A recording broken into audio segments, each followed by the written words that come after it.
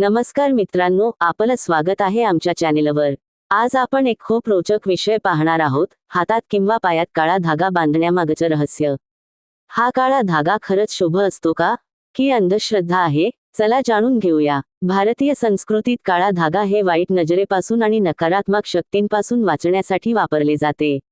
लहान मुलांना, महिलांना किंवा अगदी पुरुषांनाही हात, पाय किंवा कंबरेला काळा धागा बांधलेला तुम्ही नक्कीच पाहिला असेल। असे मानले जाते की 1. काळा धागा वाईट नजर लागू देत नाही। 2. शरीरातील नकारात्मक ऊर्जा शोषून घेतो। 3. आत्मविश्वास आणि धैर्य वाढवतो। 4. घरात शांतता आणि सुदैव आणतो। हाताच्या मनगटावर नकारात्मक शक्तीपासून रक्षणासाठी। पायाच्या घोट्याला घर परिवारात सुख शांतीसाठी। लहान मुलांच्या कंबरेला किंवा गळ्यात नजरेपासून वाचवण्यासाठी। मित्रांनो, काळा धागा बांधणे हे आपल्या श्रद्धा आणि परंपरेशी जोडलेलं आहे। जर तो चांगल्या हेतूनं आणि श्रद्धेनं बांधला तर तो नेहमी शुभच ठरतो।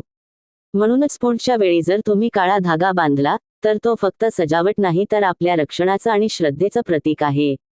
व्हिडिओ आवडला असेल तर लाईक करा, शेअर करा आणि सबस्क्राईब करायला विसरू नका। पुन्हा भेटूया अशाच नवीन आणि रोचक माहितीसोबत। धन्यवाद।